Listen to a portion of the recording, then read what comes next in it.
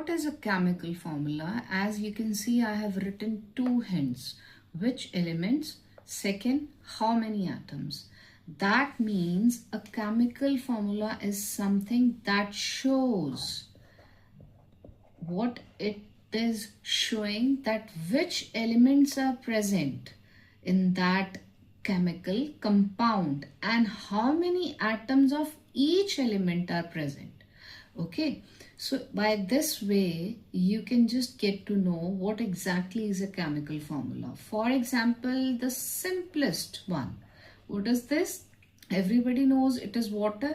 So if we follow these two hints, then there are two hydrogen atoms. Okay, first of all, which elements? That means hydrogen and oxygen. And how many atoms of each element? Two hydrogen atoms, one is oxygen. So this is the proper definition of what is a chemical formula. Now, what are the steps to form a chemical formula? Steps to form a chemical formula. So the very first thing you should remember, that which method is followed. It is known as crisscross method.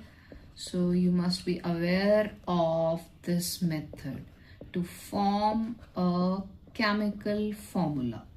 Now the step one will be that we are going to write symbols. Symbols of what? Elements which are present in that particular chemical formula. So these are the symbols of elements. Okay, then how we are going to proceed? So let us take a simple example, right? I'm writing magnesium. Okay, now the second element I'm writing here, chlorine, right? Magnesium plus chlorine. So what are the atomic symbols of these elements?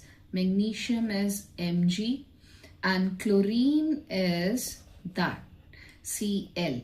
That's why the step one is writing the symbols of the elements which are involved in the chemical formula. Step two is writing their valencies. Okay, valencies are the key points which are really very essential to know. So write their valency. That means combining capacity. As magnesium and chlorine are involved, so you must be knowing that magnesium has got valency 2 and chlorine has got valency 1. So how is the next? Step 3 is crisscross the valencies.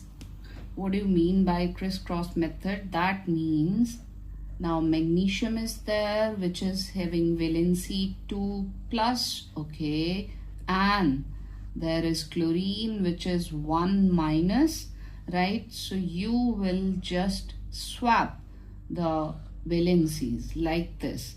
Write them as subscripts. Like I'm writing Mg1 and here Cl2. No need to write their signs, just the numerals. Okay, now what will be the step 4? Remove 1 if it is present, right? So it will be, the final formation is MgCl2, which is nothing but magnesium chloride. Now a few more examples which are really very important. For example, we have sodium chloride. So how we are going to form its formula? So we should know the atomic symbols. Na, which is having valency 1 plus, and Cl again we are using 1 minus, crisscross method, writing the valencies in the subscript and need not to write 1 if present. Now the next is the important one, calcium oxide. Okay, you should know the chemical formula, chemical name as well, valencies and symbols. Calcium oxide, so symbol is this, valency is 2 plus, and here we have oxygen 2 minus, crisscross method. When the subscripts are same, so those are getting cancelled out. Don't literally cut. Okay, the next step will be understood that this is going to be calcium oxide. Okay, don't put a mark over it.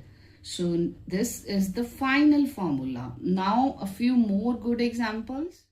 Aluminium oxide, so Al is the atomic symbol, 3 plus is the valency, O2 minus, we just did it.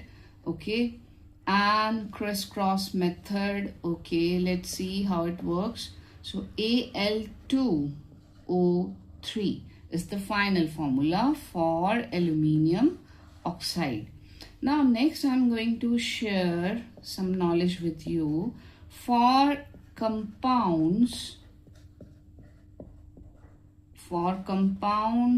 with radicals. What does that mean? What is the meaning of this? With radicals, that means polyatomic ions. Poly means many. That means it is having multiple atoms. Okay, so the best example and the easiest one I'm going to start with, it is calcium. If you just recall it carefully, you will get to know calcium hydroxide. Now how it is polyatomic? Okay, calcium is single 2 plus, but this hydroxyl group, okay, this is hydroxide, so it is having hydroxyl group which is completely, as a whole having charge 1 minus. That's why the heading is for compounds with radicals polyatomic. Now the method is still the same, only the category is different. Calcium, and now it is a single one, you can't skip the bracket. Okay, so it is having 2 over here and 1 is understood, so that's why calcium hydroxide is having this formula. Okay, so these were the most important one and the basic one. Okay, I hope you get all the things very clearly. Still you have any doubt, feel free to comment on my video. Thank you so much for watching. Take care. Bye-bye.